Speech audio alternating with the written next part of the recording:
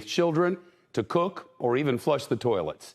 The water hasn't been drinkable for weeks, and now for most residents, there's almost none at all.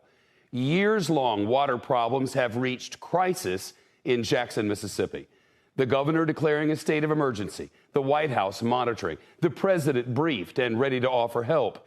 The National Guard called out because some 180,000 people are in the middle of a third world-like hell. They've been under a boil water order for a month, but now faucets are mostly dry. What does trickle out can't be consumed, and there's not even an estimate for when the water system will be back up and properly working. The crisis after heavy rain and flooding from the Pearl River, flooding that the mayor says overwhelmed the main water treatment plant. But make no mistake, this crisis is years in the making. Today we learned from the reporting of the Mississippi Free Press, a nonprofit media outlet, that the water plant has had critical staffing shortages, and according to the EPA, there's no evidence the city even tried to fill the positions.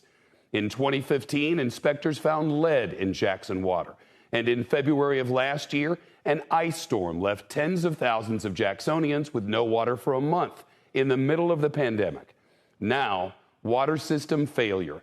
The schools are closed, virtual learning only. Many restaurants and stores shuttered, offices empty, families scrambling. But late word, the fire department does have reserve water for areas where there's no help from the hydrants. In Jackson, here's NBC's Guad Venegas. Tonight, a race to distribute water in Jackson, Mississippi. Cars lined up for miles outside distribution centers full of locals hoping for water who left empty-handed after the supply quickly ran out. The water that they are giving, well, you can't get to it because the line be so damn long. For weeks, Jackson residents have been under a boil water notice put in place last month because of contaminated water concerns. Now they're on the brink of having no water at all.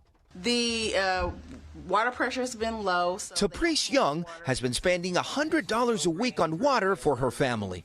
We've had to boil water to cook, to wash dishes, pretty much to brush our teeth.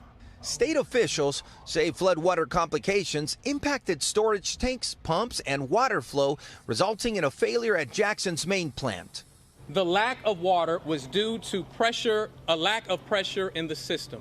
The water is not safe to drink, and I would even say it's not safe to brush your teeth with. Today, the governor declaring a new state of emergency, announcing a total or near total loss of water pressure throughout the city and surrounding areas. The city cannot produce enough water to fight fires, to reliably flush toilets, and to meet other critical needs. The state now preparing for the colossal challenge of distributing water to 180,000 people in and around Jackson. How long can the city operate without running water, distributing water the way you're planning to do? I mean, this isn't sustainable. We're going to go with this emergency plan as long as we have to.